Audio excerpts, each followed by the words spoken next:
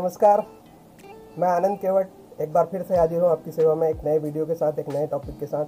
तो बहुत ही important topic है दोस्तों, DNAR rules. DNAR rule discipline and appeal rules 1968। ये सभी लोगों ने जहाँ तक है इसके बारे में सुना होगा और बार बार ये चीज़ें सुनने में आती है कि DNAR केस चल रहा है। DNAR तो DNAR के बारे में आज हम पूरे उसके सारे रूल 31 रूल्स के बारे में हम इस वीडियो में चर्चा करेंगे। तो दोस्तों ये वीडियो थोड़ी लंबी हो सकती है क्योंकि सारे रूल्स के बारे में अगर आप डिटेल से देखेंगे तो आपको काफ़ी समय लग जाएगा, तो इसलिए इसको थोड़ा सा वीडियो लंबा जाएगा। लेकिन दोस्तों मेरा विश्वास है कि ये वीडियो आपके लिए बहुत ही उपयोगी साबित होगा, इम्पोर्टेंट साबित होगा। तो इसलिए दोस्तों मेरे साथ अंत तक बने रहिए। सारे रूल्स के बारे में जितना क्रिस्टल क्लियर तरीके से मैं समझा पाऊँगा मैं कोशिश करूँगा। तो चलिए दोस्तों बने रहिए मेरे साथ। चलिए स्टार्ट करते हैं। और इस वीडियो के बाद में और भी नए टॉपिक्स में वीडियो बनाते रहूँगा, तो मेरे साथ बने रहिए। अगर चैनल को सब्सक्राइब नहीं किया है तो चैनल सब्सक्राइब कर लीजिए। चलिए स्टार्ट करते हैं।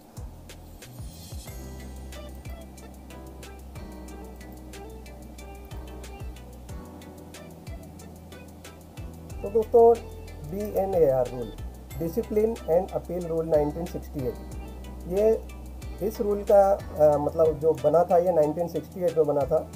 तो इस रूल्स के बारे में हम लोग पूरी डिटेल में चर्चा करेंगे। इसमें टोटल 31 रूल्स होते हैं और इसको 7 पार्ट्स में डिवाइड किया होता है।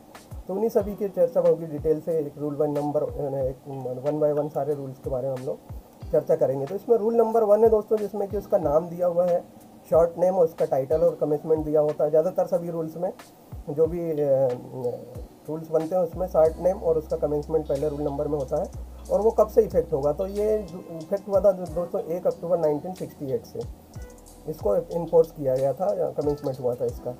नंबर 2 में होती है ज़्यादातर दोस्तों परिभाषाएँ, डेफिनेशंस। तो इसमें भी जो कुछ टर्म्स यूज़ की गई हैं जैसे DA AA, इन सब के बारे में डेफिनेशन दी गई है कि उनको किसको क्या डेफिनेशन है उसकी। तो इसमें सबसे पहला है दोस्तों अपॉइंटिंग अथॉरिटी। अपॉइंटिंग अथॉरिटी बहुत इंपॉर्टेंट होता है DNAR में, तो उसके बारे में दिया हुआ है, उसकी क्या परिभाषा है। तो अपॉइंटिंग अथॉरिटी में दोस्तों एक प्रकार से एक अथॉरिटी है जिसको ये पावर दिया रहता है कि वो जो employee for the time being, मतलब उस समय जिस पोस्ट पे है उस सर्विस और पोस्ट पर जो एम्प्लॉई है उसको अपॉइंटमेंट करने का एम्पावर जिस अथॉरिटी के पास होता है उसको अपॉइंटिंग अथॉरिटी कहते हैं। और दूसरा होता है कि सर्विस गुड्स, सर्विस पोस्ट और ग्रेड पर जो टाइम बिंग में एम्प्लॉई है उसको अपॉइंटमेंट देने के लिए जो अथॉरिटी होती है उसको अपॉइंटिंग अथॉरिटी कहा जाता है। तो जनरली इसको शॉर्ट में AA कहा जाता है। और क्लैरिफिकेशन में इसका दोस्तों ये है कि जब किसी मान लो कोई एम्प्लॉई है जिसका कि कुछ रिकॉर्ड मिसिंग होने के कारण अगर उसका पता नहीं चलता है कि उसका अपॉइंटिंग अथॉरिटी कौन है, तो उस कंडीशन में जो PSR में रहता है, उस कंडीशन में क्या होता है कि अब पता नहीं रहेगा कि कौन है उसका अपॉइंटिंग अथॉरिटी। और उसको इसमें अगर उसको कोई DNAR एक्शन होता है और उसको अपॉइंटिंग अथॉरिटीज़ के द्वारा रिमूव डिसमिसल किया जाता है, उस कंडीशन में जो है GM को अधिकार दिया गए हैं। तो GM को एज अपॉइंटिंग अथॉरिटी इस कंडीशन में इंटाइटल किया जाएगा, माना जाएगा, वो रहेंगे, वो जो डिसीजन लेना रहेगा वो करेंगे। डिसिप्लिनरी अथॉरिटी DA जिसको बोला जाता है। तो डिसिप्लिन अथॉरिटी वो होती है अथॉरिटी जो दोस्तों जो ज़्यादातर जो सभी DNAR केसेस में जो जिसको की पावर होता है कि इम्पोज द पेनल्टी, जो कि पनिशमेंट दिया जाता है, पेनल्टी इम्पोज की जाती है, वो जो अथॉरिटी करती है उसको डिसिप्लिनरी अथॉरिटी कहते हैं। जिसका कि शेड्यूल 1, 2 और 3 में उसके बारे में डिटेल में दिया हुआ है कि किस पोस्ट के लिए कौन डिसिप्लिन दिए रहेगा। तो उसको कंपेटेंट अथॉरिटी को उसके बारे में डिस्कस किया गया है। तो आप शेड्यूल 1, 2, 3 देख सकते हैं, उसमें उसके बारे में डिटेल में मिल जाएगा। फिर दोस्तों रूल नंबर 3 है। रूल नंबर 3 में एप्लीकेशन है कि ये किस पर अप्लीकेबल होगा, तो लागू होगा। तो लागू होने के लिए दोस्तों इसमें कुछ कंडीशन दी हुई है। वैसे तो ये सारे रेलवे एम्प्लॉय पर अप्लाई होगा, लेकिन उसमें कुछ लोगों पर हैं जैसे कि any member of all India services का जो मेंबर है उनके ऊपर लागू नहीं होगा। दूसरा RPF जो लोग होते हैं उनके ऊपर ये नियम लागू नहीं होता। तीसरा होता है any person for home service, special provision के अनुसार किसी अगर पर्सन को उसमें छूट दी गई है तो उसके ऊपर भी ये रूल लागू नहीं होता है। चौथा होता है एनी पर्सन इन कैजुअल, जो भी लोग कैजुअल एम्प्लॉय में काम करते हैं एम्प्लॉयमेंट में, उनके ऊपर ये रूल लागू नहीं होता। और इसमें एक कंडीशन है कि दोस्तों अगर प्रेसिडेंट चाहे तो किसी भी एम्प्लॉय को उससे एक्सक्लूड बाहर कर सकता है, उससे दूर रखा जा सकता है, उसके ऊपर लागू नहीं होगा। रूल नंबर 4 में दोस्तों authority competent to place a railway employ under suspension. Suspension एक बहुत ही बड़ा एक टर्म है रेलवे में और ज़्यादातर से काफ़ी एक डर सा रहता है इस टर्म से। तो सस्पेंशन करने का जिसको जो कॉम्पिटेंट अथॉरिटी है उसको रूल नंबर 4 में डिस्क्राइब किया गया है कि कौन रहेगा, किस एम्प्लॉय के लिए कौन जो है अथॉरिटी कॉम्पिटेंट रहेगा जो उसको सस्पेंड कर सकता है। और जिसके बारे में सारा जो डिटेल अगर देखेंगे तो स्पेसिफाई किया गया शेड्यूल 1, 2, 3 जो है उसमें। तो आप शेड्यूल 1, 2, 3 भी देख सकते हैं, नेक्स्ट 1, 2, 3 उसमें आ जाएगा इसके बारे में डिटेल में। फिर दोस्तों है रूल नंबर 5 है रूल नंबर, जिसमें सस्पेंशन को क्लैरिफाई किया है कि सस्पेंशन किसको बोलेंगे, किस कंडीशन में एम्प्लॉय को सस्पेंड किया जाएगा, क्या सस्पेंशन के बारे में सारी चीज़ें उसमें क्लियरली मेंशन की। काफ़ी बड़ा चैप्टर है दोस्तों, इस रूल में काफ़ी समय लग जाएगा, तो इस वीडियो तो डेफिनेटली बड़ी लंबी जाने वाली है। लेकिन ये है कि कोशिश करते हैं कि किस तरह से ज़्यादा से ज़्यादा अच्छे से कम समय में समझा जा सकता है वीडियो। दोस्तों जब वीडियो को जब बनाया जाता है तो काफ़ी बड़े टॉपिक को जब शॉर्ट में करना होता है तो उसमें काफ़ी समय लगता है और उसको एक्सप्लेन करने में भी। तो दोस्तों अंत तक बने रहिएगा, जब उम्मीद है कि आपको एक काफ़ी अच्छा और इंस्ट्रक्टिव वीडियो रहेगा। तो सस्पेंशन मीन्स सस्पेंशन ऑफिशियल, एक सस्पेंशन वो एक एक्टिविटी है, एक ऑफिशियल एक्टिविटी है जिसको कि एम्प्लॉय के लिए एक जो कि एक पनिशमेंट नहीं है, it is not a penalty, it is an official activity इसलिए कि एक मतलब आधिकारिक कार्रवाई है जिसको कि पेनल्टी नहीं बोला जाएगा, पेनल्टी नहीं होती एक्चुअली है। रेलवे सर्वेंट में भी प्लेस्ड अंडर सस्पेंशन, जिस रेलवे एम्प्लॉय को उस अंडर सस्पेंशन में रखा जाता है तो उसको SF1 फॉर्म में दिया जाता है, SF1 उसको दी जाती है, उसमें उसके सस्पेंशन के बारे में लिखा रहता है। दूसरा दोस्तों कि वेयर डिसिप्लिन अथॉरिटी मतलब किसको अपन सस्पेंशन बोल सकते हैं, किसको सस्पेंशन में रख सकते हैं। तो जिस व्यक्ति के अनुसार, जिस व्यक्ति के ऊपर कोई डिसिप्लिनरी प्रोसीडिंग अगर चल रही है या लंबित है या कंटेम्पलेटेड है या पेंडिंग पड़ी है, चल रही है, लागू है या फिर पेंडिंग पड़ी है, तो उस कंडीशन में जो उसको सस्पेंशन में रखा जा सकता है। दूसरा है दोस्तों कि जहाँ पर कि कोई व्यक्ति है जो कि in the interest of the state, कोई राष्ट्र के हित में अगर गलत काम करता है, मतलब राष्ट्र हित को कोई नुकसान पहुँचाने की कोशिश करता है, तो उस कंडीशन में अथॉरिटी जो है, कंपिटेंट अथॉरिटी जो है उस रेलवे सर्वेंट को अंडर सस्पेंशन में रख सकती है। उसके लिए सस्पेंशन के नियम में उसको इंक्लूड किया जाए। वर एनी अगर किसी व्यक्ति के खिलाफ कोई क्रिमिनल ऑफेंस चल रहा है और उसकी इन्वेस्टिगेशन चल रही है, इंक्वायरी चल रही है या ट्रायल चल रही है, तो उस कंडीशन में उसको सस्पेंशन में रखा जा सकता है। दूसरी टर्म होती है दोस्तों सस्पेंशन में डीम टू सस्पेंशन।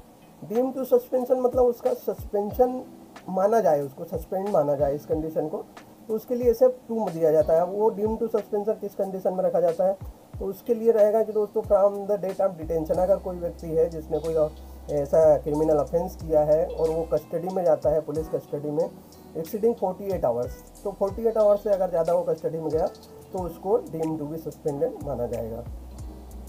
उस दिन से माना जाएगा जिस दिन से वो कस्टडी में गया था, चाहे अगर वो 4 दिन बाद अगर डिपार्टमेंट को पता चलता है तो उसको 4 दिन पहले से उसको डीम टू बी सस्पेंडेड माना जाएगा। From the date of convention, जिस दिन कन्विक्शन हुआ है उस व्यक्ति का, मतलब आरोप लगे हैं उस पर, और उसको जो है उसको 48 आवर से ज़्यादा के लिए अगर मान लो उसको डिटेन किया गया है, कन्विक्शन में रखा गया है, और वो उस कन्विक्शन के कारण मतलब डिसमिजल, रिमूवल और कंपलसरी रिटायरमेंट का उसको नहीं किया जाता है, तो उस कंडीशन में उसको 48 जिस डेट से कन्विक्शन हुआ था तब से उसको डीम टू बी सस्पेंशन माना जाएगा। तो ये डीम टू बी सस्पेंशन है दोस्तों। दूसरा पेनल्टी ऑफ डिसमिजल, रिमूवल और कंपलसरी रिटायरमेंट अगर किसी व्यक्ति को दी गई थी और उसको किसी कारण से उसने अपील किया और अपील में उस कंडीशन को जो है अपीली अथॉरिटी ने उसको जो है साइड कर लिया, मतलब उसको ये कर दिया कि चलो ठीक है, इस केस में कोई जो दूसरे इंक्वायरी होना है वो कि अदर डायरेक्शन में होने वाली है, तो उस कंडीशन में क्या होता है कि दोस्तों जो जिस डेट से उसका रिमूवल या डिसमिजल या कंपलसरी रिटायरमेंट दिया गया था उस डेट से ही उसको जो है उस सस्पेंशन मान लिया जाता है, और वो केस को जो है फर्दर जो है इंक्वायरी एक्शन जो भी लेना है उसका किया जाता है। लेकिन उसको सस्पेंशन कब से, डीम टू बी सस्पेंशन कब से मान लिया जाएगा, जिस दिन से वो डिसमिजल, रिमूवल या कंपलसरी रिटायरमेंट हुआ था उस दिन से उसको as a suspended employ treat किया जाएगा। अब देखते हैं दोस्तों, अगर अब मान लो कोई व्यक्ति को डिसमिजल, रिमूवल, कंपलसरी रिटायरमेंट की जो कंडीशन थी उससे उसको साइड में रख दिया गया है और उसको डिक्लेयर कर दिया कि ये जो है मतलब सही नहीं हुआ इसके लिए ये जो डिक्लेयर कौन करेगा, ये कोर्ट ऑफ लॉ, जो अगर मान लो कोई केस के कोर्ट ऑफ लॉ ने अगर उसको नल एंड वाइड कर दिया, तो उस कंडीशन में डिसिप्लिनरी अथॉरिटी को ये एक पावर है कि वो उसके अगेंस्ट इंक्वायरी कर सकती है, उसको डीम टू बी सस्पेंडेड मानकर आगे फर्दर इंक्वायरी की जा सकती है। तो मतलब उस कंडीशन में उसको डीम टू बी सस्पेंडेड माना जाएगा। The railway employ shall be deem to have been placed under suspension by the competent authority from the date of dismissal, removal and compulsory retirement. जिस दिन से उसको ये तीनों में से जिस कंडीशन में उसको भी मतलब रिमूव किया या डिसमिसल किया या कंपलसरी रिटायरमेंट दिया, तो उसी डेट से उसको अंडर सस्पेंशन मान लिया जाएगा और उसकी फर्दर इंक्वायरी इंस्टीट्यूट कर दी जाएगी। इसका सब रूल नंबर 5 है दोस्तों के, an offence of suspension made or deem to have been made under this rule any time to modified. जो उसको सस्पेंशन या डीम टू बी सस्पेंशन का जो उसको एक मतलब किया गया है, उसको किसी भी समय में मॉडिफाई और रिवोक किया जा सकता है, वो भी कंपिटेंट अथॉरिटी या फिर उससे जो हायर अथॉरिटी है वो कर सकती है। इसी का नंबर 5 का बी में दिया हुआ है कि जो रेलवे एम्प्लॉय अगर मान लो कि उसको सस्पेंड किया गया और उसके साथ ही साथ उसको कोई अदर उसकी डिसिप्लिनरी प्रोसीडिंग कमेंस चल रही है अगेंस्ट उसी कंटिन्यूस सस्पेंशन के दौरान अगर कोई उसकी दूसरा केस उस पर या डिसिप्लिनरी प्रोसीडिंग चल रही है, तो उस कंडीशन में जो है एक रिटर्न में एक writing recorded by him in writing में उसको दिया जाएगा और उसको जो है जो एम्प्लॉय जो सर्वेंट है उसको कंटिन्यू सस्पेंशन में रखा जाएगा जब तक कि सारे जो है उसके केसेस जो चल रहे हैं वो सारे टर्मिनेट नहीं हो जाते या फिर कोई भी उनमें से कोई एक प्रोसीडिंग अगर जब तक चलते रहती है तो उसको उस कंडीशन में उसको सस्पेंशन में ही माना जाएगा। और सस्पेंशन के लिए दोस्तों है कि उसको किसी भी टाइम पे उसको जो है मॉडिफाइड या रिवोक किया जा सकता है और authority why with the authority subordinate, तो उसके जो भी हायर अथॉरिटी है उसको रिवोक या सस्पेंशन उसको रिवोक या मॉडिफाई कर सकती है। और ये रूल नंबर 5 के अलावा not with standing anything contain in the rule, जो रूल नंबर 5 में नहीं है या उसके अलावा order of suspension made by this rule number 1 और 2 के द्वारा जिसको जो सस्पेंशन बनाया गया है या किया गया है, तो shell not be valid after a period, जो उसका वो जो है मतलब 90 डेज़ के लिए तो वो सस्पेंशन रहेगा 1 और 2 के हिसाब से, लेकिन 90 डेज़ के बाद में उसको एक रिव्यू किया जाता है, एक कमेटी बनाई जाती है कि उसके सस्पेंशन को आगे रिव्यू करना है, मतलब आगे फर्दर सस्पेंशन में ही रखना है या उसको वापस ड्यूटी पर लेना है। तो ये इसके बारे में एक कमेटी बनाई जाती है जो सब रूल नंबर 7 में उसके बारे में रहेगा। उसको अपन देखते हैं कि उसके रूल नंबर 7 में क्या है उसके बारे में। तो ये दोस्तों कि इसका 7वां सब रूल 7 है इसका, द रिकमेंडेशन रिव्यू इंस्टीट्यूट। अगर मान लो कोई रिव्यू कमेटी है, उसने कोई मतलब अपना रिव्यू कमेटी जो कंस्टिट्यूट हुई है उसने कंपिटेंट अथॉरिटी से पास ऑर्डर, उसने अगर मान लो उसको एक्सटेंडिंग का या रिवोकिंग का, सस्पेंशन को रिवोकिंग करना या एक्सटेंड करने का अगर कोई ऑर्डर पास किया है, तो expiry of 90 days from the date of his suspension, तो वो जो है 90 डेज़ के भीतर जो है उसको ये कर लेना पड़ेगा। Subsequent review shall be made, और उसके बाद में जो रिव्यू किए जाएंगे 90 डेज़ के बाद में 90 डेज़ के अंदर रिव्यू करके उसको या तो फर्दर एक्सटेंड किया जाएगा या उसको रिवोक कर लिया जाएगा। अगर फिर से उसको रिवोक किया है तो फिर वो 90 डेज़ के लिए किया जाएगा, और अगर मान लो 90 डेज़ नहीं तो ज़्यादा से ज़्यादा एक बार में उसको 180 डेज़ के लिए उसका सस्पेंशन बढ़ाया जा सकता है, उससे ज़्यादा पीरियड के लिए नहीं बढ़ाया जाएगा। तो ये दिया हुआ है कि ये period shall not be 180 days के। फिर दोस्तों देखते हैं कि an employee under suspension is not required to attend, और ये एक विशेष बात है दोस्तों इसमें ध्यान देने वाली, जो भी एम्प्लॉई अगर मान लो उसको सस्पेंशन में रखा गया, अंडर सस्पेंशन में है, तो it is not required to attend his office. कोई ज़रूरत नहीं उसको ऑफिस में आने की, क्योंकि लेकिन ऑफिस तो नहीं आएगा, लेकिन एक कंडीशन है कि वो अपना हेडक्वार्टर छोड़ के कहीं और नहीं जाएगा, बिना बताए किसी बिना परमिशन लिए वो कहीं जाएगा नहीं। मतलब उसको जो है अपने हेडक्वार्टर अगर छोड़ना है तो बताना पड़ेगा, लेकिन उसको वर्क प्लेस पर वर्किंग आवर्स में आने की कोई आवश्यकता नहीं होगी। During the period of suspension, अगर मान लो जो जिस पीरियड में वो सस्पेंशन चल रहा है उस समय एम्प्लॉय को अगर ऑफिस अटेंड करने के लिए या अटेंडेंस लगाने के लिए अगर ऑफिस बुलाया जाता है तो इट इज़ इलीगल। ये क्लियरली लिखा हुआ है दोस्तों, अगर आप क्लियर से देखेंगे तो ये देखिए वो कई बार ऐसा बोला जाता है कि उसको ऑफिस आना है, अटेंडेंस लगाना है, लेकिन ये इलीगल है। उसको ऑफिस ड्यूरिंग ऑफिस आवर्स में उसको ऑफिस में नहीं बुलाया जा सकता है, उसको आने की कोई ज़रूरत नहीं है। क्योंकि दोस्तों जो सस्पेंशन होता है, सस्पेंशन का मकसद ही वेरी पर्पज़, जो उसका मेन पर्पज़ जो है वो है कि away from his official premise, उस एम्प्लॉय को उस ऑफिशियल प्रीमाइस से दूर रखना है जिसमें जाकर वो किसी प्रकार का कोई मतलब ऐसा उस इंक्वायरी के साथ कुछ प्रभाव डाल सकता है, एफिशिएंट कर सकता है, और उसको अपने जो ऑफिशियल पावर से डिप्राइव करने का ही मेन मकसद होता है सस्पेंशन में रखना।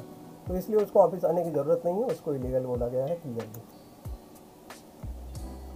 इंटाइटलमेंट ड्यूरिंग सस्पेंशन, तो इसके बारे में देखते हैं दोस्तों कि किस चीज़ के लिए वो इंटाइटल रहेगा।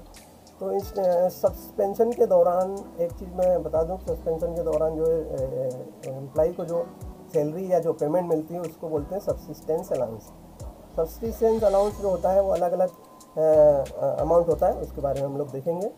तो review of subsistence allowance first only after 3 month, एक बार उसको 3 महीने के बाद में उसको रिव्यू किया जाएगा, सब्सिस्टेंस अलाउंस कितना दिया जाएगा वो क्या रहेगा उसके बारे में चर्चा करेंगे। डीए ऑन सब्सिस्टेंस अलाउंस, उसके ऊपर डीए दिया जाएगा जो भी करंट डीए चल रहा होगा उसके परसेंटेज के हिसाब से। आउटडोर और इंडोर मेडिकल फैसिलिटीज़ दी जाएगी उसको जो भी होना है। हॉस्टल सब्सिडी, एजुकेशन असिस्टेंस और reimbursement of tuition fee, everything will be given to the suspended employ. और हाफ ऑफ नंबर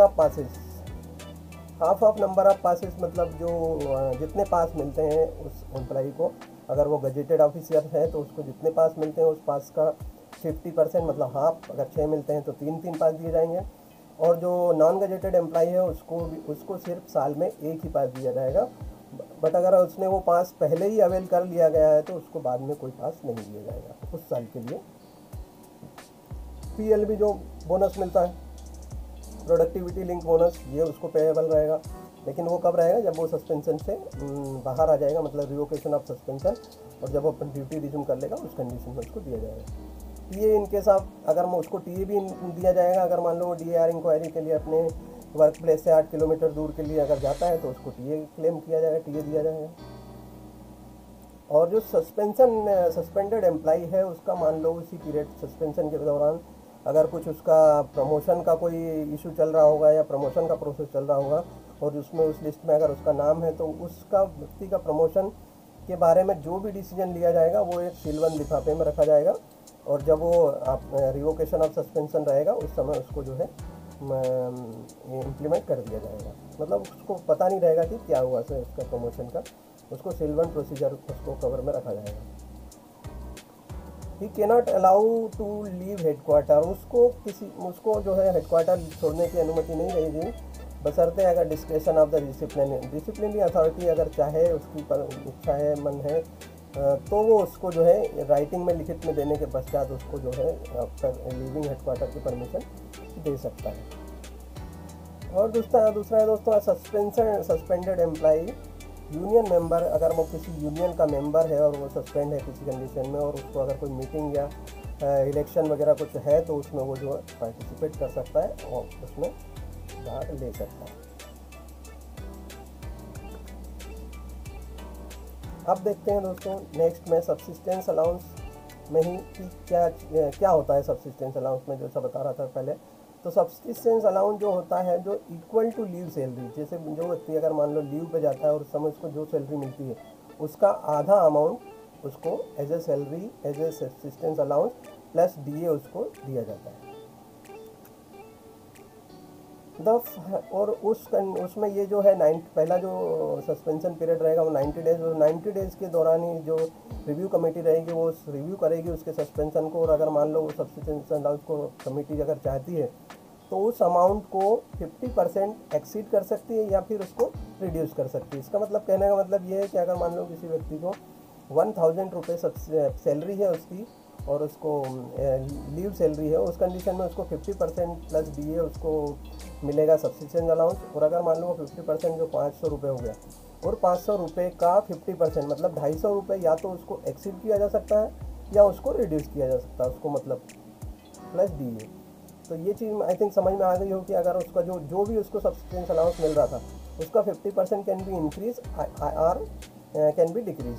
तो ये दो कंडीशन होती है, ये डिपेंड करता है डिसिप्लिनरी अथॉरिटी के ऊपर कि वो क्या करना चाहता है उसको। वो सॉरी कमेटी डिसाइड करती है उसको कि क्या करना है, जो रिव्यू कमेटी रहेगी वो डिसाइड करेगी। और ये जो पेंडिंग का मतलब जो कि उसको कंसिडर कर मतलब ये कि उसके सस्पेंशन पीरियड को बढ़ाना, ये disciplinary authority consideration with the employ ये देखेगा कि वो एम्प्लॉय कॉपरेट कर रहा है कि नहीं। अगर मान लो वो एम्प्लॉय कॉपरेट कर रहा है तो हो सकता है इसका सब्सिस्टेंस अलाउंस 50% बढ़ा दिया जाए। और अगर वो एम्प्लॉय सस्पेंड मतलब कॉपरेट नहीं कर रहा है और वो डिसिप्लिनरी अथॉरिटी तो देखती है कि यार ये कॉपरेट नहीं कर रहा है, तो उस कंडीशन में उसको रिड्यूस भी किया जा सकता है 25%। तो ये दो चीज़ों कंडीशन में डिपेंड करता है कि वो एम्प्लॉय किस तरह का बिहेव प्रोसीडिंग में कर रहा है। और दूसरी बात दोस्तों कि जो भी कॉम्पिटेंट अथॉरिटी की एक ऑब्लिगेटरी है कि वो पीरियड सस्पेंशन उसका 3 महीने से अगर जाता है, उसको लगता है कि हाँ ये केस लंबा चलेगा, 3 महीने से जाता, तो उस कंडीशन में उस कंडीशन को रिकॉर्ड करते हुए मेंशन करते हुए वो ये डिसीजन ले सकता है कि इसका सस्पेंशन बढ़ाया जाए। अब इसमें इस पीरियड में उसके क्या क्या डिडक्शन कंपलसरी डिडक्शन हो सकते हैं, मतलब उसकी सैलरी से क्या क्या चीज़ें डिडक्ट की जा सकती है उसके बारे में दिया हुआ है। तो ये कंपलसरी डिडक्शन है, ये होना ही है। तो रहेगा हाउस रेंट और अलाइड चार्जेस अगर उस पर कोई है तो वो डिडक्ट किए जाएंगे। इनकम टैक्स का जो भी अमाउंट कटता है वो डिडक्ट किया जाएगा। Monthly contribution toward GIS scheme में जो कटता है एम्प्लॉय का जो अमाउंट वो दिया काटा जाएगा। स्टेशन डेबिट कोई लेके रखा है, स्टोर डेबिट वगैरह है तो वो काटा जाएगा। Diet charges fee payable for up to medical officers on contract system, उसमें ये चार्ज काटा जाएगा। एक्सक्लूडिंग PF एडवांस को छोड़कर रिपेमेंट ऑफ ऑल एडवांसेस, जो भी एडवांसेस लिए हैं उसका रिपेमेंट अगर करना है और लोन जो लिए गए हैं उनको छोड़कर जो है बाकी सारी चीज़ें कंपलसरी डिडक्शन में आएंगी। अब देखते हैं कि एक रेलवे एम्प्लॉय जो अपनी इच्छा के अनुसार मतलब वो चाहता है कि मेरा ये अमाउंट डिडक्ट हो, तो मतलब ऑप्शनल क्या उसके पास ऑप्शन है। तो ऑप्शनल डिडक्शन हो अगर वो चाहे तो दे सकता है कि एडवांस फ्रॉम PF, एडवांस से जो लिया है वो PF का वो चाहे तो डिडक्ट करवा सकता है। Railway institute club monthly membership वो चाहे तो दे सकता है, वो चाहे तो मना कर सकता है कि नहीं बाद में दूंगा। Due to railway cooperative credit society या स्टोर का जो है ड्यूज वो इस पर ऑप्शन वो कटवा सकता है। Refund of loan taken from the SBA का जो लोन लिया उसको रिफंड कर सकता है। Premium due on LIC postal life insurance उसको ऑप्शनल कर सकता है। रेलवे स्कूल फीस और नॉन डिडक्टेबल कौन सी चीज़ें हैं जो एम्प्लॉई से नहीं काटी जा सकती हैं, मतलब नहीं डिडक्ट की जा सकती हैं, वो चीज़ दी हुई है इसमें। तो it no cost should the following deduction be made from the subsistence allowance, मतलब किसी भी कंडीशन में ये चीज़ उसके नहीं काटी जाएगी, नॉन डिडक्टेबल है। तो प्रोविडेंट फंड सब्सक्रिप्शन, दूसरा होता है fines impose on railway servant, अगर वो फाइन इम्पोज किया हुआ तो उसको नहीं काटा जाएगा। Amount due on court attachment के जो अमाउंट कुछ अगर ड्यू है तो वो, या फिर उसके बाद में अगर मान लो कोई गवर्नमेंट का किसी प्रकार से उसने रेलवे की रिस्पॉन्सिबिलिटी के कारण या रेलवे अगर उस लॉस का गवर्नमेंट का लॉस का मतलब रिस्पॉन्सिबल है तो उसका जो डिडक्शन होता है वो भी इस समय नहीं डिडक्ट किया जाएगा। अब देखते हैं दोस्तों रूल नंबर 6। तो सस्पेंशन का काफ़ी बड़ा था और सब्सिस्टेंस अलाउंस तो बहुत ही इंपॉर्टेंट चैप्टर था दोस्तों। मैंने कोशिश की कि सारी चीज़ों को मैं शॉर्ट में एक्सप्लेन कर सकूँ। अब देखते हैं रूल नंबर 6। तो रूल नंबर 6 में है पेनल्टीज़ के बारे में दिया हुआ है, कौन कौन सी पेनल्टीज़ रेलवे एक एम्प्लॉई को दी जा सकती है। तो उसमें होती है पेनल्टी दो प्रकार की, माइनर पेनल्टी होती है और मेजर पेनल्टीज़ होती है। अब देखते हैं माइनर पेनल्टीज़ में क्या होता है। माइनर पेनल्टीज़ में होता है सेंस्योर मीन्स निंदा करना। अगर आपने कोई ऐसा काम किया है जो कि प्रशासन एडमिनिस्ट्रेशन की नज़र में एक निंदनीय कार्य है तो उसको निंदा करके और उसका रिकॉर्ड सर्विस बुक में अटैच करके उसको जो है एम्प्लॉई को निंदनीय कार्य बोल के उसको जो है बिना किसी नुकसान के उसको छोड़ा जा सकता है। लेकिन वो भी एक चार्जशीट है, उसका सर्विस रिकॉर्ड में बाकायदा रिकॉर्ड रहता है। और दूसरा है दोस्तों with holding of promotion for a specify period. अगर मान लो एम्प्लॉई ने कोई ऐसा चार्ज किया है, कोई ऑफेंस किया है, मतलब कोई एलिगेशन उस पर ऐसे लगे हैं तो उसके कारण उसको प्रमोशन विथ होल्ड किया जा सकता है फॉर अ स्पेसिफाई पीरियड। एक पर्टिकुलर उसमें पीरियड रहेगा, 1 साल 2 साल 3 साल जो भी है स्पेसिफाइड पीरियड के लिए तो किया जाएगा। तीसरा है दोस्तों रिकवरी फ्रॉम हिज पे। अगर मान लो कोई ऐसा किसी व्यक्ति ने अपनी पोजीशन का, अपने चार्ज, अपने ओहदे का इस्तेमाल कर गलत इस्तेमाल करके या कोई रूल को ब्रीच करके या एडमिनिस्ट्रेशन को नेग्लिजेंस करते हुए अगर कोई रेलवे का या गवर्नमेंट का नुकसान कर दिया है, तो उस कंडीशन में उसका जो जितना नुकसान हुआ है उसका पार्शियली, मतलब part of the any pecuniary loss या फिर होल, पूरा या फिर पार्शियली, वो जो है रिकवरी किया जा सकता है उसकी पेमेंट में से। ये भी एक पनिशमेंट है, एक माइनर पेनल्टी है। तीसरा है इसमें तीन नंबर की पेनल्टी में दोस्तों 3 पार्ट है उसके, ए 3 नंबर, ए नंबर और 2 नंबर, सॉरी ए और बी। तो ए नंबर देख लेते हैं, with holding a privilege passes in privilege ticket, मतलब अगर उसमें प्रिविलेज पास और पीटीओ रोके जा सकते हैं या फिर दोनों रोके जा सकते हैं। इसका बी नंबर आ जाएगा दोस्तों reduction to a lower stage, उसको लोअर स्टेज पे रिडक्शन किया जाता है in a time scale of इस पे बाय 1 स्टेज, एक स्टेज का उसको लोअर किया जा सकता है for a period not exceeding, 3 साल से ज़्यादा पीरियड नहीं होगा, विदाउट कम्युलेटिव इफेक्ट, मतलब जिसका कि उसका कम्युलेटिव इफेक्ट नहीं रहेगा और उसका पेंशन के ऊपर कोई एडवर्सरी इफेक्ट नहीं आएगा। मतलब ये कहने का कि जो नुकसान उसको पर्टिकुलर जिस समय जितने के लिए उसको 3 साल के लिए अगर उसको रिड्यूस किया है, तो उस बीच का जो पीरियड का जो नुकसान रहेगा वो कम्युलेटिव नहीं रहेगा, मतलब उसका कि इन फ्यूचर उसका इफेक्ट नहीं रहेगा। जब वो बाद में उसका पनिशमेंट ख़त्म हो जाएगा तो वहाँ से उसको जो बेनिफिट मिलने हैं वो एज इट इज़ मिलने लगेंगे, उसका कि पेंशन पर कोई एडवर्सली इफेक्ट नहीं होगा। तो ये है दोस्तों माइनर पेनल्टीज़। इसमें एक चौथी नंबर की है माइनर एक और penalty, with holding of increment. इसमें इंक्रीमेंट होल्ड किया जाता है फॉर अ स्पेसिफाई पीरियड, इसमें भी एक स्पेसिफाई पीरियड रहेगा, 1 साल 2 साल 3 साल का इंक्रीमेंट होल्ड कर दिया जाएगा। लेकिन होल्ड करने के साथ साथ ये लिखा रहेगा कि इस पीरियड के बाद जो उसका मतलब जो पीरियड ख़त्म होने के बाद में इसका इफेक्ट फ्यूचर इंक्रीमेंट पे पड़ेगा या नहीं पड़ेगा, ये चीज़ उसमें क्लियरली लिखी जाती है कि आगे जब उसका ये पीरियड ख़त्म हो जाएगा तो उस कंडीशन में उसको जो इंक्रीमेंट मिलेंगे वो किस आधार पे मिलेंगे, ये चीज़ें उसमें लिखी रहेगी या नहीं लिखी रहेगी, ये रहेगा विल और will not have the effect, कि उसका इफेक्ट पड़ेगा या नहीं पड़ेगा वो चीज़ उसमें लिखना पड़ेगा। अब मेजर पेनल्टीज़ देख लेते हैं दोस्तों। अब मेजर पेनल्टीज़ में आ जाएगा reduction to the lower stage, same जैसा कि चौथे नंबर में था, इसमें भी reduction to the lower stage time scale of specified period के लिए कर दिया जाएगा उसको, उसके पर्टिकुलर टाइम के लिए। लेकिन और साथ ही साथ ये भी आगे लिखा रहेगा कि on expiry of such period, ऐसा पीरियड खत्म होने के बाद में द रिडक्शन विल और will not have the effect, उसका इफेक्ट रहेगा या नहीं रहेगा postponing the further increment of his pay, ये चीज़ उसमें लिखी रहेगी। उसके बाद में दोस्तों 6th नंबर है reduction to the lower time scale of grade.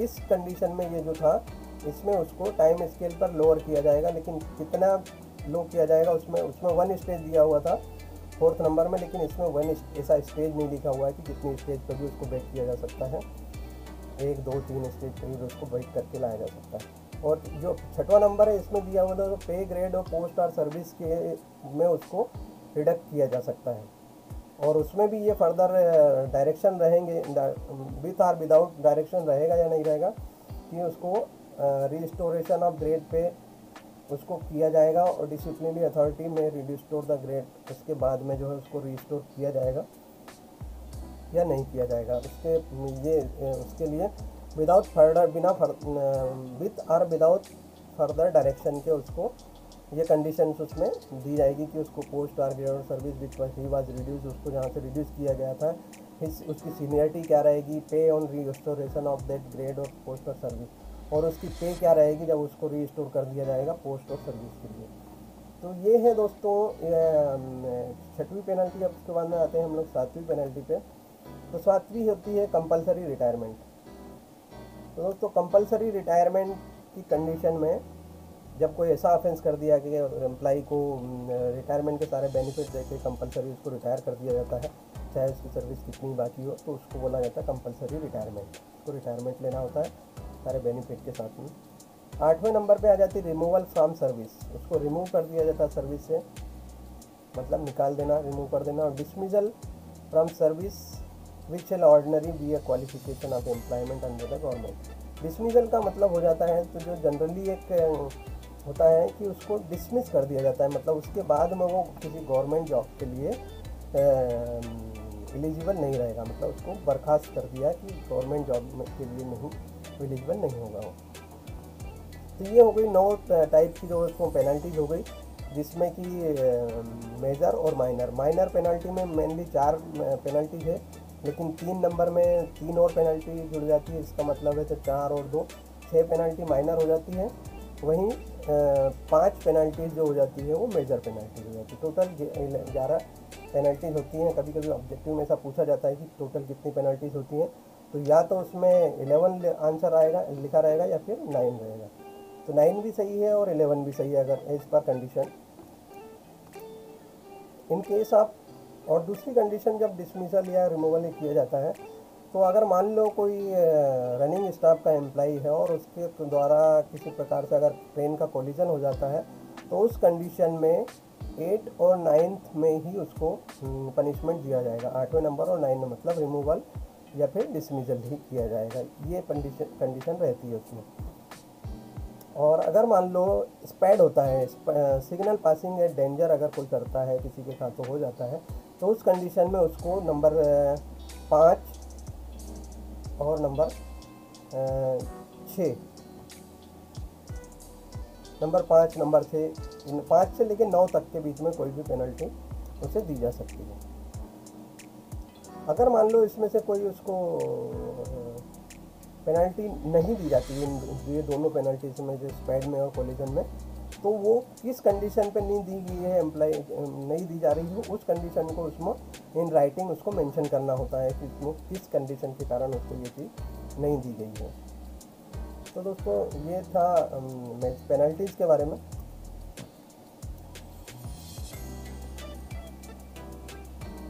Rule number 7 में दिया हुआ है डिसिप्लिनरी अथॉरिटी, इसको बोलेंगे। रूल नंबर 8 में दिया है अथॉरिटीज टू इंस्टीट्यूट प्रोसीडिंग। ये चैप्टर थोड़े से ज़्यादा लंबे हो जाते थे दोस्तों, इसलिए मैंने इनको थोड़ा शॉर्ट में कर दिया है, क्योंकि इसके बारे में ज़्यादा डिटेल में पढ़ना है, थोड़ा सा समय ज़्यादा लगेगा। अथॉरिटी टू इंस्टीट्यूट प्रोसीडिंग, कौन लोग जो प्रोसीडिंग इंस्टीट्यूट कर सकते हैं।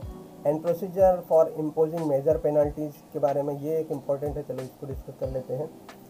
तो प्रोसीजर में क्या हो जाएगा, जब किसी व्यक्ति को मेजर पेनल्टी अगर देना है, मेजर चार्जशीट देना है, SF5 देना है, तो उस कंडीशन में इशू ऑफ चार्जशीट, उसको एक चार्जशीट इशू की जाएगी। उसके बारे में देखिए, जैसे कि डिसिप्लिनरी अथॉरिटी जो है एक स्टैंडर्ड फॉर्म नंबर 5 SF5 जिसको बोलते हैं वो उसको देगा, लेकिन उससे पहले वो ये देख लेगा कि जो उसने ऑफेंस किया है, जो उसकी गलती है या जो उसने ऑफेंस किया है, गुनाह किया, उसके लिए उसको SF5 लगेगी या SF11। तो वो चीज़ समझने के बाद में डिसिप्लिनरी अथॉरिटी जो है उसको एक copy of article of charge देगी, एक उसको SF5 देगी। स्टेटमेंट ऑफ एलिगेशन, जो स्टेटमेंट किए उसके साथ साथ कुछ एनेक्सर दिए जाएंगे कि जिसमें विटनेस वगैरह के नाम और ये चीज़ें जो प्रूव करेगी उसको कि उसने ये चार्ज किया, ये सारी चीज़ें उसको SF5 के साथ में दी जाती है। करीब 3 या 4 एनेक्सर दिए जाते हैं, वो हम उसके बारे में चर्चा कर लेंगे। Submission of written statement of defence, जब एम्प्लॉई को चार्ज ऑफिशियल को चार्जशीट दे दी जाती है, डिलिंक्वेंट एम्प्लॉई मतलब जो आरोपी एम्प्लॉई है, जिसने दोषी एम्प्लॉई है, उसको हम बोलेंगे डिलिंक्वेंट एम्प्लॉई। तो डिलिंक्वेंट एम्प्लॉई को जब चार्जशीट दे दी जाती है, सबमिट कर दी जाती है, तो उसको 10 डेज़ का टाइम दिया जाता है। 10 डेज़ के भीतर उसको अपना एक रिटर्न स्टेटमेंट सबमिट करना होता है DA को। और परमिशन टू इंस्पेक्ट और टेक नोट फ्रॉम डॉक्यूमेंट्स, उस कंडीशन में अगर मान लो उसने रिटर्न स्टेटमेंट तो दे दिया, उसके साथ अगर मान लो वो चाहता है कि उसके ऊपर जो चार्ज लगे हैं उसके बारे में कोई डॉक्यूमेंट्स का इंस्पेक्शन करना चाहता है, कोई फाइल देखना चाहता है, तो वो उसकी कंडीशन में वो परमिशन के लिए DA से मतलब परमिशन मांग सकता है, जिसको कि DA चाहे तो मना भी कर सकता है। लेकिन अगर मना करता है तो उसके पीछे क्या रीज़न है वो उसको दिखाने होंगे कि अगर not relevant to the case, अगर मान लो वो केस से रिलेटेड नहीं है, मतलब जो अगर एम्प्लॉई बिना कारण डॉक्यूमेंट इंस्पेक्ट करना चाह रहा है तो वो मना किया जा सकता है। या फिर अगर मान लो वो पब्लिक इंटरेस्ट में नहीं है उसका इंस्पेक्शन करना, उसको देखना, तो वो उसकी कंडीशन में उसको मना कर सकता है। और लेकिन उसके बारे में जो है एक SF6 इशू करेगा, मतलब दिया जाएगा SF6 फॉर्म में कि उसको किस लिए जो है उसको देखने से मना किया जाता है। रिटर्न में उसको दिया जाएगा, रीज़न उसमें लिखा जाएगा कि किस लिए मना किया जा रहा है। ऑर्डर ऑफ इंक्वायरी होगी, उसके बाद में जो है इंक्वायरी ऑर्डर कर दी जाएगी। इंक्वायरी ऑर्डर करने के बाद में उसमें डिफेंस और उसने जो रिटर्न स्टेटमेंट दिया है या नहीं दिया है, अगर दिया है तो भी, और अगर नहीं दिया है तो सबमिटेड बाय डिलिंक्वेंट एम्प्लॉय से दिया गया है कि नहीं, ये चीज़ देखी जाएगी। और उसके बाद में अगर मान लो उस पर चार्ज लगते हैं मेजर पेनल्टी के, तो मेजर पेनल्टी और inquiry has to be order कर दी जाएगी डिसिप्लिनरी अथॉरिटी के द्वारा। और उसमें वो सारे चार्ज जो दिए जाएंगे जो उस एम्प्लॉय ने रिटर्न स्टेटमेंट में एडमिट नहीं किए हैं, मतलब उनके लिए अगर मना कर दिया तो उन चार्जेस के बारे में उसमें लिखा जाएगा। इंक्वायरी उस चार्जेस के ऊपर इंक्वायरी की जाएगी। Appointing authority of inquiry officer. Inquiry officer जो होता है मतलब एक प्रकार से रेलवे की तरफ से जो ऑफिसर होता है इंक्वायरी करने के लिए, उसको इंक्वायरी ऑफिसर बोलते हैं। या तो वो ऑफिसर डिसिप्लिन अथॉरिटी खुद उसके बारे में इंक्वायरी कर सकती है, या फिर वो चाहे तो कोई इंक्वायरी ऑफिसर अपॉइंट कर सकती है, या फिर बोर्ड ऑफ इंक्वायरी, अगर मान लो कोई बड़ा केस है, बहुत सारे डिपार्टमेंट इन्वॉल्व हैं, तो उस कंडीशन में बोर्ड ऑफ इंक्वायरी भी इंस्टीट्यूट कर सकते हैं। और जो IO की मतलब इंक्वायरी ऑफिसर का जो अपॉइंटमेंट होगा या उसको, तो उसके लिए जो है SF7 फॉर्म नंबर है, उस पर उसका अपॉइंटमेंट किया जाएगा कि उस as a inquiry officer depute किया जा रहा है। तो इंक्वायरी ऑफिसर मस्ट भी, जो इंक्वायरी ऑफिसर रहेगा दोस्तों, वो एक जो चार्ज ऑफिसर है, जो डिलिंक्वेंट एम्प्लॉई है, उससे कम एक ग्रेड हायर होना चाहिए, तो उसको जो है मतलब बनाया जा सकता है। जैसे ग्रुप D का एम्प्लॉई के लिए अगर IO बनाना है तो ग्रुप C का एम्प्लॉई को उसमें IO बनाया जा सकता है। Appointment of presenting officer. Presenting officer means PO होता है, PO बोला जाता है। तो PO की भी अपॉइंटमेंट किया जा सकता है to present the case in support of charges before the inquiry officer के सामने जो है सारे जो केस के जो चार्जेस हैं उनको प्रेजेंट करने के लिए प्रेजेंटिंग ऑफिसर को मतलब डिप्यूट किया जा सकता है। साथ ही जो प्रेजेंटिंग ऑफिसर रहेगा दोस्तों, वो किस केसेस में ज़्यादातर जो कि बहुत सारे जो बड़ा केस है जिसमें बहुत सारे department different department are involve और उसके लिए कॉमन प्रोसीडिंग होना है, तो उस कंडीशन में जो है उसको प्रेजेंटिंग ऑफिसर को अपॉइंट किया जा सकता है, जिसके बारे में कि SF8 में उसके बारे में उसका फॉर्म जो है SF8 है, स्टैंडर्ड फॉर्म नंबर 8 में उसका मतलब डिस्क्राइब किया गया कि उसके बारे में बताया गया है। इसी में देख लेते हैं उसके बाद में जब IPO अपॉइंट होने के बाद में नॉमिनेशन ऑफ, फिर उसके बाद में आ जाता है बात ARE की, मतलब जो डिलिंक्वेंट एम्प्लॉय है वो चाहे तो अपने सपोर्ट में अपना जो व्यू रखने के लिए, अपना पक्ष रखने के लिए असिस्टेंस रेलवे एम्प्लॉय ARE जो होता है उसका नाम दे सकता है कि वो उसके behalf of the delinquent employ वो ही can ask the question, he can examine the witnesses को वो एग्ज़ाम कर सकता है। और उसमें उस कंडीशन में जो है जो ARE रहेगा, ARE में उसी सेम जोन का होना चाहिए। और ARE कोई रिटायर्ड एम्प्लॉय हो सकता है, कोई ऑफिस बियरर हो सकता है किसी ट्रेड यूनियन का, लेकिन एक कंडीशन कि वो he should not be a professional liar, उसे प्रोफेशनल लायर नहीं होना चाहिए। बाकी वो रिटायर्ड एम्प्लॉय या ट्रेड यूनियन का बियरर हो तो वो रह सकता है, या कोई और एम्प्लॉय अगर है तो उसको वो ARE के तौर पर उसका केस जो है प्रेजेंट कर सकता है। इसके बाद में इंक्वायरी होगी। इंक्वायरी दो प्रकार से होती है, प्रिलिमिनरी इंक्वायरी और मेन इंक्वायरी। मतलब पहले प्रिलिमिनरी इंक्वायरी होगी जिसमें कि एक बेसिक रहेगा उसमें इंक्वायरी का। तो प्रिलिमिनरी इंक्वायरी में ये रहेगा कि कुछ क्वेश्चन रहते हैं कि डिलिंक्वेंट एम्प्लॉय आपको जो चार्ज लगा है, आपको चार्जशीट मिली है, उसमें जो कुछ किया है वो आपको समझ में आया है कि नहीं, और अगर आपको किसी चीज़ पर कोई डाउट हो तो वो आप क्लियर कर लो। इस प्रकार से एक प्रिलिमिनरी इंक्वायरी होती है, वो होगी। उसके बाद में मेन इंक्वायरी होगी दोस्तों। तो जो मेन इंक्वायरी होती है उसमें जो है मेन इंक्वायरी में जो विटनेस वगैरह है उनका एग्जामिनेशन, क्रॉस एग्जामिनेशन 1 बाय 1 किया जाता है। और जो इंक्वायरी ऑफिसर है या प्रेजेंटिंग ऑफिसर है, और वो करने के बाद मेरे डिलिंक्वेंट एम्प्लॉई या फिर ARE चाहे तो एम्प्लॉई खुद अपना केस जो है मतलब अपना व्यू रख सकता है या फिर ARE को डिफीट कर सकता है। तो वो भी क्रॉस एग्जामिन करेगा विटनेस का। उसके बाद में जब क्रॉस एग्जामिन हो जाएगा तो उस कंडीशन में IO या प्रेजेंटिंग ऑफिसर अगर चाहे तो री एग्जामिन भी कर सकता है विटनेस को फिर से बुलाकर, और IO या प्रेजेंटिंग PO के बाद में कर लेने के बाद में ARE या डिलिंक्वेंट एम्प्लॉय हिमसेल्फ अगर वो भी चाहे तो वो भी उसको री एग्जामिन कर सकता है जो भी विटनेस आया हुआ है। और लास्ट फिर delinquent employee must be asked to produce his defence witness, फिर उससे पूछा जाएगा कि वो अपना डिफेंस विटनेस प्रोड्यूस करे। Defence witness will be examine by the delinquent employee, जो डिफेंस विटनेस है उसको क्रॉस एग्जामिन किया जाएगा IO के द्वारा भी, और IO या PO के द्वारा, और डिलिंक्वेंट में ARE भी अगर उससे कुछ पूछना चाहे तो वो उससे री एग्जामिन कर सकता है cross examine.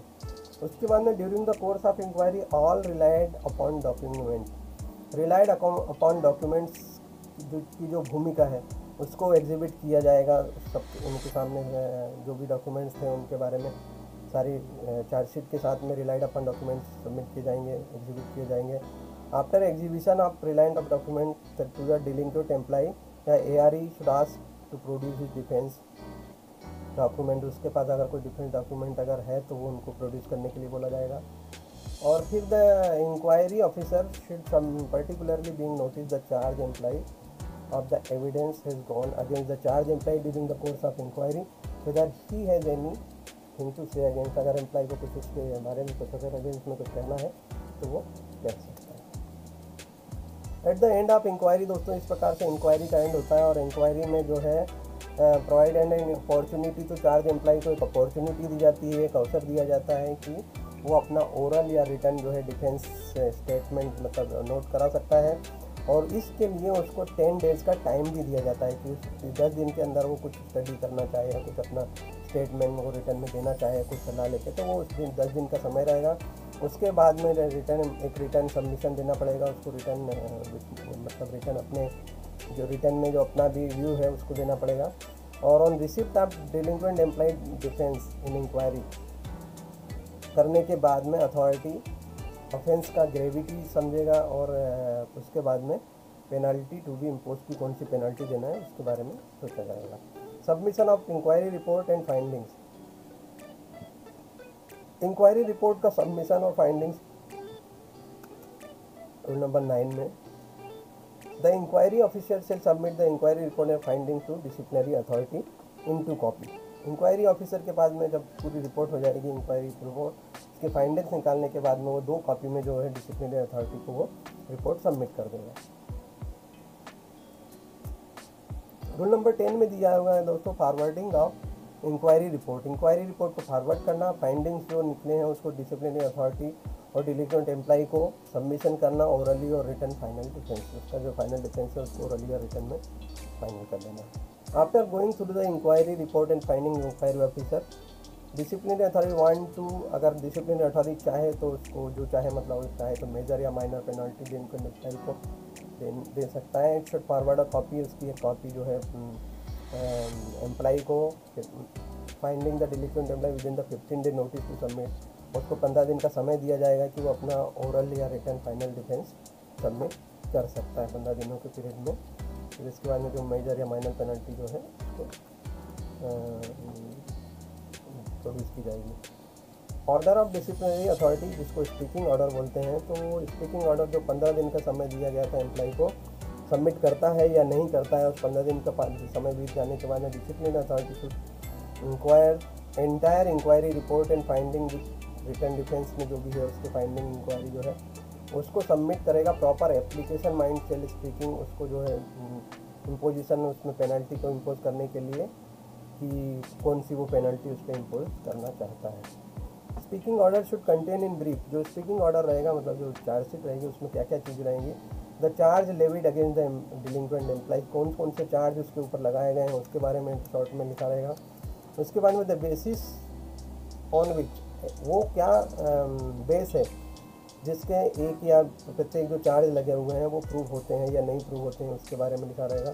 The reason which make the disciplinary authority concluded the imposition, वो जो चार्जशीट का इम्पोजिशन कर रहा है वो किस क्या रीज़न है उसके, वो चीज़ लिखा जाएगा। और उसके बाद में द पर्टिकुलर पेनल्टी जो है commensurate that with the gravity of offence के हिसाब से उसको जो है किया जाएगा। और इसी में फिर रूल नंबर 11 है दो तो procedure to impose minor penalty. तो ये जो है यहाँ तक की प्रोसीजर जो है मेजर पेनल्टी के बारे में है। उसके बाद में रूल नंबर 11 में दिया हुआ है, मतलब रूल नंबर 11 में दिया हुआ है माइनर पेनल्टीज़ के बारे में।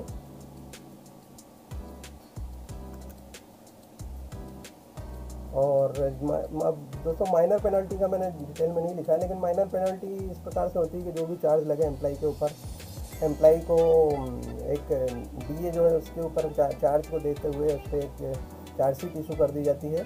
देखा जाता है कि चार्ज किस ग्रेवियंस के हैं, ग्रेविटी देखने के बाद में अगर SF 11 के हैं तो उसको SF 11 इशू कर दी जाती है, जिसमें डिटेल लिख दिया जाता है कि कौन से आपने रूल का, कौन से कंडक्ट रूल या कौन से रूल जो आपने मतलब ब्रीच किया है और उसके हिसाब से आपको क्या पनिशमेंट। फिर उसके बाद 10 दिन का समय रहता है दोस्तों। 10 दिन में एम्प्लॉय जो है उस चार्जशीट का जवाब दे सकता है।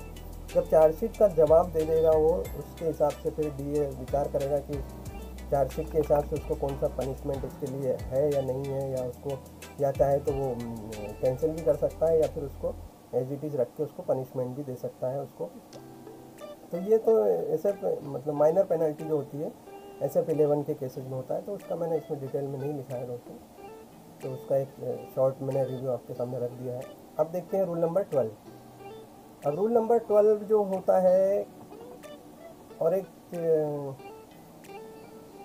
Communication of penalty to the delinquent employee. जो पेनल्टी लगी गई है उसको डिलिंक्वेंट एम्प्लॉय को कम्युनिकेट करना, ये रूल नंबर 12 में दिया हुआ है। स्पीकिंग ऑर्डर जो दिया गया था, और जो पेनल्टी दी जाएगी, जो कम्युनिकेट किया जाएगा एम्प्लॉय को, उसको ये भी उसमें लिखा जाएगा कि आप कितने दिनों के बाद में अपील कर सकते हो, किसको अपील कर सकते हो। जो हायर अथॉरिटी, उसका भी नाम लिखा रहेगा कि आप चाहो तो उसको अपील कर सकते हो, और उसका टाइम पीरियड लिखा रहेगा। मोस्टली ये 45 डेज़ का टाइम पीरियड होता है, उसमें आप अपील कर सकते हो। फिर रूल नंबर 13 में कॉमन प्रोसीडिंग होती है, जब बहुत से लोगों का इन्वॉल्वमेंट होता है किसी केस में। स्पेशल प्रोसीजर इन स्पेशल केसेस जो होते हैं उनमें स्पेशल प्रोसीजर रूल नंबर 14 में।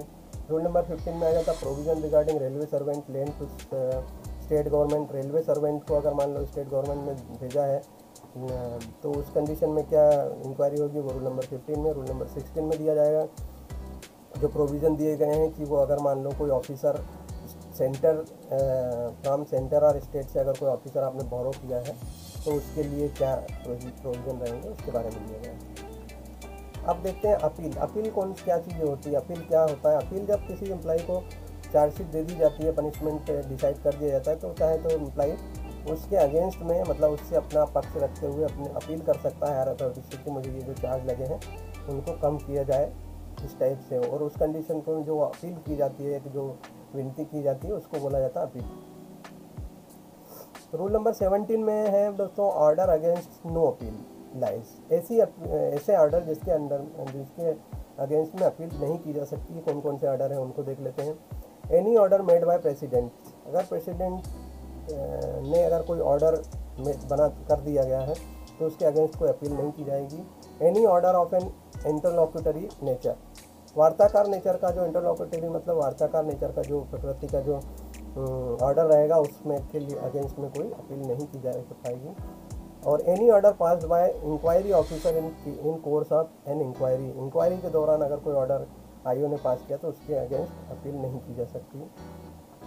फिर देखते हैं rule number 18 order against which appeal lies. कौन कौन से ऑर्डर हैं जिसके अगेंस्ट में अपील की जा सकती है, तो उसमें आ जाएगा एन ऑर्डर ऑफ सस्पेंशन। अगर सस्पेंड किया है किसी को, सस्पेंशन का जो ऑर्डर है उसके अगेंस्ट में अपील की जा सकती है। An order imposing any of penalties. जो रूल नंबर 6 में जितनी भी पेनल्टीज दी गई उनके अगेंस्ट में आप जो पेनल्टी इम्पोज की है उसके आप अपील करना चाहें तो आप अपील कर सकते हैं। An order enhancing any penalties. कोई पेनल्टी अपील के बाद में अगर उसको इन्हेंस कर दिया गया, मतलब बढ़ा दिया गया, तो उसके अगेंस्ट में आप अपील कर सकते हो। Denies are various is disadvantage of pay. Allowance, pension, PF benefit, service की ग्रेजुइटी का जो डिसएडवांटेज है उनको अगर एडवांटेज को मना कर दिया गया या उसको वेरी कर दिया गया तो उस कंडीशन में अपील कर सकते हैं। Interpret to his disadvantage the provision of such rule और एलिगेशन के अनुसार जो इंटरप्रेट की जो है जो किया गया इंटरप्रेट उसके बारे में उसके डिसएडवांटेज को लेकर जो है किया जा सकता है। appeal. In order, stopping him in efficiency bar in time scale of play on the ground of his unfitness to cross bar. उसके अनफिटनेस को देखते हुए जो क्रॉस बार को अगर बंद रोका जाता है, स्टॉप किया जाता है, उसकी अपील की जा सकती है. तो रिवर्सन अदरवाइज देना पेनल्टी के अलावा कोई रिवर्सन अगर किया है तो रिड्यूसिंग आर विथहोल्डिंग द पेंशन, अगर पेंशन या को कम कर दिया गया, विथहोल्ड किया गया तो उसके अगेंस्ट में ही कैन अपील. और reduce are withholding of government contribution, special contribution to PA for gratuity, अगर पीए फॉर ग्रेजुटी में जो स्पेशल कंट्रीब्यूशन किया गया है तो उसको रिड्यूस किया गया है, उसको विथहोल्ड किया गया है, तो you can appeal to the higher authority. And next रहेगा डिटरमाइनिंग द सब्सिस्टेंस अलाउंस, जो सब्सिस्टेंस अलाउंस उसको पेड किया जाना है या पेड किया गया है उसके अगेंस्ट में वो अपील कर सकता है during the period of suspension के पीरियड में जो दिया जाता है subsistence allowance. Determining his pay for the period of suspension में जो पे या अलाउंसेज हैं उनके बारे में कर सकता है. For the period date of dismissal removal from service, date of his reinstatement, अगर मान लो डिसमिसल रिमूवल कंपलसरी रिटायरमेंट कर दिया गया, उसके बाद जब केस आगे जाता है, अपील करता है एम्प्लॉई और उसको अगर मान लो री इंस्टेट किया जाता है तो उस पीरियड के बीच में जो है उसका जो पे अलाउंसेज वगैरह जो मिले या ना मिले उनके बारे में जो है अपील कर सकता है.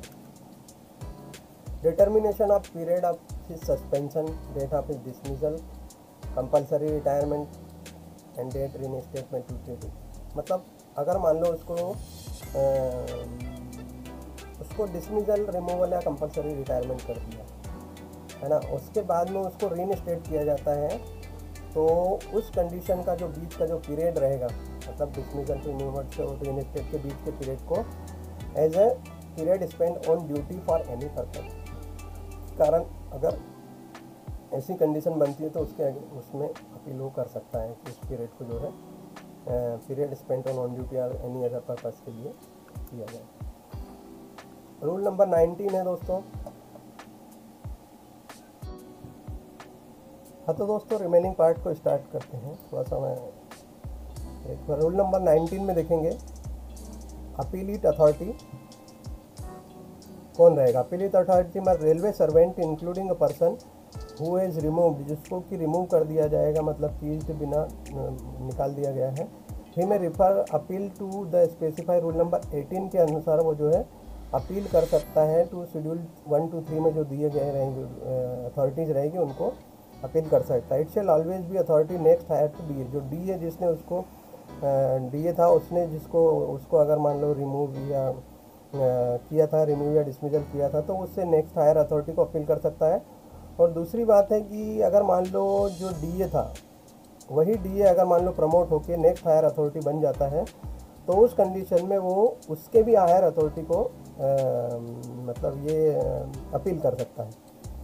ये एक कंडीशन है. Subsequent transfer to railway servant will not change the appellate authority. Subsequent transfer of railway servant will not change the appellate authority, change नहीं होगा. And punishment has been enhanced और अपील, अगर मान लो पनिशमेंट को appeal के बाद में enhance कर दिया गया, बढ़ा दिया गया पनिशमेंट को, तो appeal shall lie to next higher authority, उसके भी नेक्स्ट हायर अथॉरिटी उसको अपील की जा सकती है. And higher authority whom may have dictated suspension is not barred in extend appellate authority. Directed suspension is not barred in act appellate authority. फिर देखते हैं दोस्तों रूल नंबर 20 में दिया हुआ टाइम लिमिट और अपील करने के लिए जो टाइम लिमिट दी गई है उसके बारे में रूल नंबर 20 में दिया गया है. तो जो the appeal should be fill in within 45 days में अपील आपको करनी रहेगी डिलीवरी ऑफ पनिशमेंट के 25 डेज में.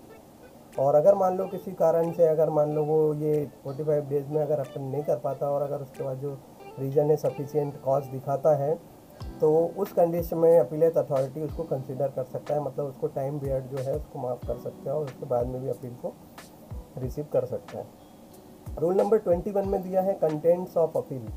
अपील का कंटेंट्स दिया हुआ है अपीलेट अथॉरिटी का के लिए कि जो आप अपील जो करोगे आप उसमें क्या कंटेंट रहेंगे, मतलब किस मैनर में आप क्या रिस्पेक्ट के साथ उसको अपील कर सकते हैं। तो उसमें जो है आपको डिसरेस्पेक्टफुल और इम्प्रॉपर लैंग्वेज का यूज़ उसमें नहीं करना रहेगा, वो नहीं होना चाहिए उसमें कि आप कुछ भी उसमें आर्गूमेंट लिख दो, मटेरियल स्टेटमेंट लिख दो, उसके बाद में उसको इम्प्रॉपर लैंग्वेज या डिसरेस्पेक्टफुल लैंग्वेज में आप अपील करो तो वो that would not be valid. उस कंडीशन में जो डीए रहेगा उस अपील को रिसीव एक्सेप्ट नहीं करेगा। Discipline authority shall receipt of copy और अपील, अगर वो उसने जो अपील की गई है कापी उसको उसके ऊपर अपने कमेंट्स डालने के बाद में अपीलेट अथॉरिटी को विदाउट एनी डिले उसको फॉरवर्ड कर देगा। नेक्स्ट रहा दोस्तों रूल नंबर 22 में कंसिडरेशन ऑफ अपील। अपील का कंसिडरेशन क्या रहेगा, तो इसमें appointing authority has a right to reject the appeal. Appointing authority जो रहेगी उसको राइट है कि वो उसको रिजेक्ट कर सकता है उस अपील को। Does not contain all material statement, अगर उसमें सारे मटेरियल्स नहीं है, ऑल मटेरियल स्टेटमेंट नहीं है, और नॉट इन प्रॉपर और रेस्पेक्टफुल लैंग्वेज में अगर आपने अपील नहीं की है तो उस केस में he can reject the appeal. उसके बाद में दोस्तों इन case of an appeal against order of suspension जो है उसके अगेंस्ट में अगर आप अपील करते हो तो appointing authority shall consider whether the order suspension is justify है या नहीं है, वो चीज़ उसको कंसिडर कर सकता है, और उस कंडीशन में वो ही कैन रिवोक द सस्पेंशन या फिर उसको कंफर्म भी कर सकता है, मतलब अकॉर्डिंगली उससे जा भी सकता है। In case of an appeal against the penalty impose under the said rule the A shall consider, जो पेनल्टी इम्पोज की है सेड रूल में ASL कंसिडर उसको मान सकता है, whether procedure laid down this rule has been followed और not. वो देखेगा कि क्या जो प्रोसीजर है वो उसको पूरी तरह फॉलो किया गया था या नहीं किया गया था। Whether the finding of disciplinary authority are warranted by the evidence, जो फाइंडिंग्स दिए हुए हैं disciplinary authority by the evidence on the record वो बराबर है क्या, वो चीज़ देखेगा। ये सारी चीज़ें उसमें अपील में उसको देखनी रहेगी। वेदर पेनल्टी और enhance penalty impose is adequate, वो देखेगा कि जो एनहेंस पेनल्टी है इम्पोज की गई वो एडिक्वेट है या इनएडिक्वेट है, एंड पास द ऑर्डर, और फिर ऑर्डर पास करेगा for confirming enhancing reducing and setting aside the penalty. क्या करेगा उस कंडीशन में, a propose to impose the enhance penalty करेगा, one of the penalty specify in class V2 class 9, मतलब 5 से लेकर 9 से रूल नंबर 6 में जो अथॉरिटीज़ है उसकी पेनल्टी रेट बढ़ाएगा। An inquiry under rule number 9 has already been held, the authority shall make such order after giving an opportunity of making representation के लिए।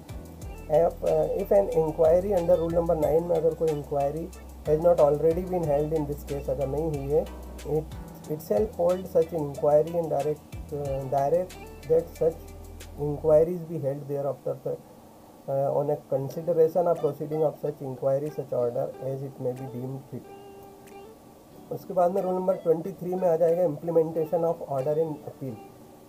अपील में जो ऑर्डर है उसका implementation, the authority which made the order appeal against shall given effect to the order passed by AA। Appointing authority के जो order पेश किया गया है against shall given the effect the order. And special provision for non gazetted staff,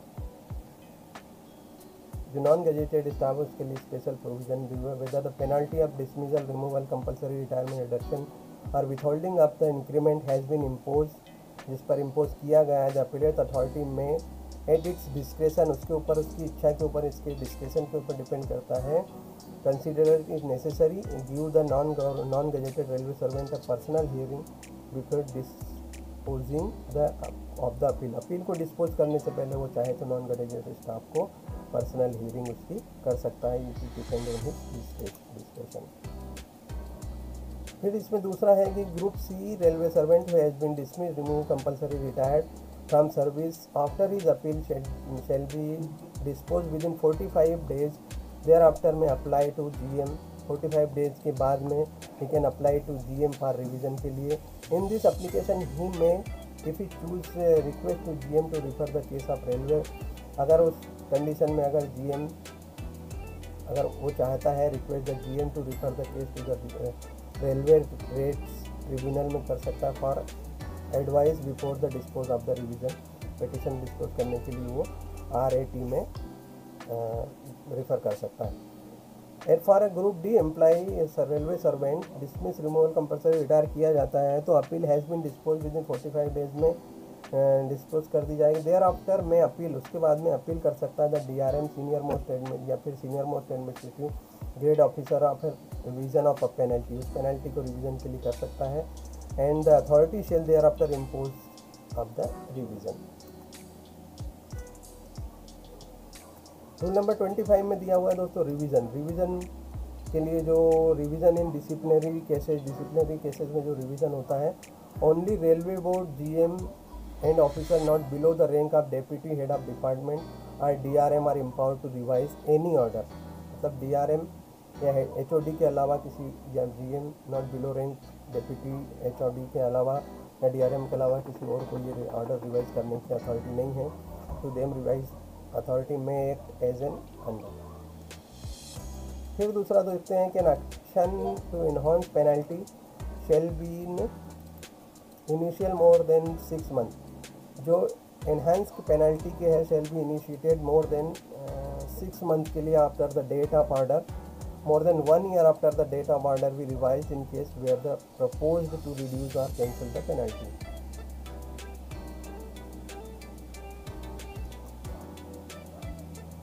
Revisionary power can be exercised both suo motu and consideration on revision petition. However, suo motu revision can be done subject to the time limit prescribed in rule number 25. फिर दूसरा दिया हुआ appellate authority can also exercise revisionary power when no appeal has been referred in rule number 25 1 से लेकर 4। However for an appeal authority to exercise revisionary power the authority has to be of the rank of DRM and above the authority to be rank of ADRM।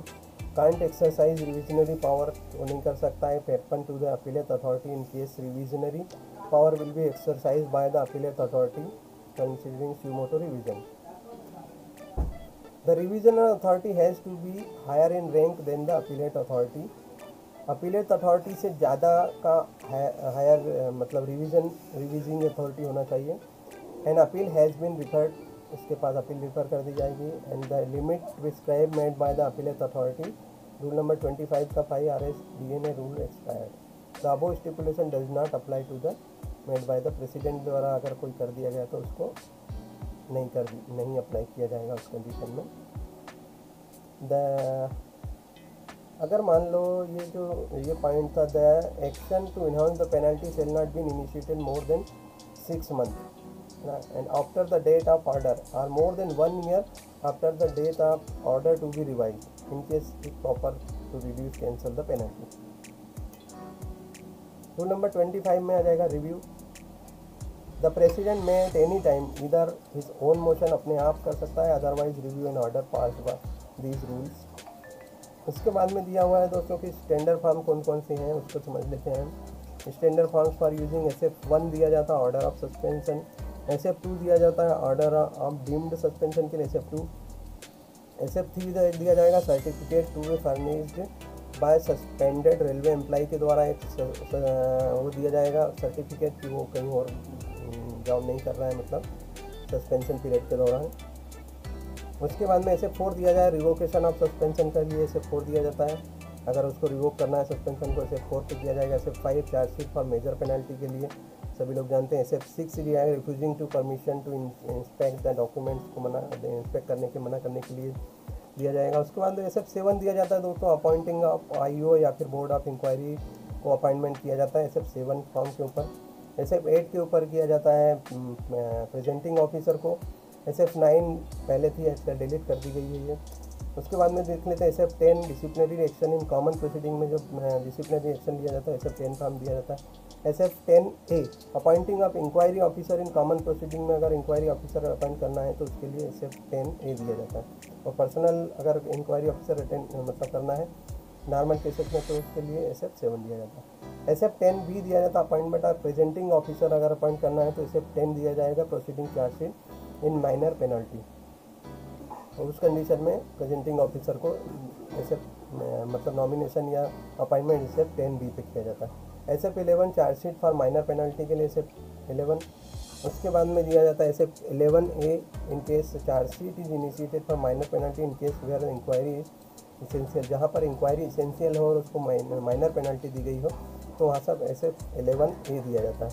SF11B दिया जाता है for making disciplinary action for minor penalty के लिए, disciplinary action लेने के लिए, where the charge sheet for major penalty was initially issued, जिसके लिए पहले मेजर पेनल्टी इशूड की गई थी, उसके बाद में डिसिप्लिनरी एक्शन के बाद उसको माइनर पेनल्टी में दिया जाता है, उसके लिए SF11B।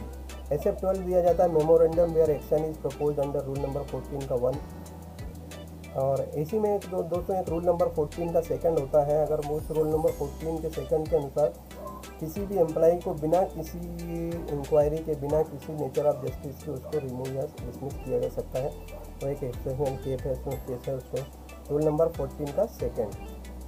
Rule SF13 SF permission from president for action taking against the retire employee के अगेंस्ट में अगर कोई एक्शन लेना है तो वो परमिशन फ्रॉम प्रेसिडेंट से परमिशन के लिए SF13 इशू किया जाएगा। SF14 chargesheet for retired railway employee, retired employee के लिए SF14 चार्जशीट इशू की जाएगी, SF14 फॉर्म में दिया जाएगा। अब इस तरह टोटल SF14 टोटल फॉर्म हो गया SF14। रूल नंबर 25A में दिया जाता है दोस्तों रिव्यू, जैसा कि अपन ने देखा। उसके बाद में 26 में service of order and notice दिया जाएगा।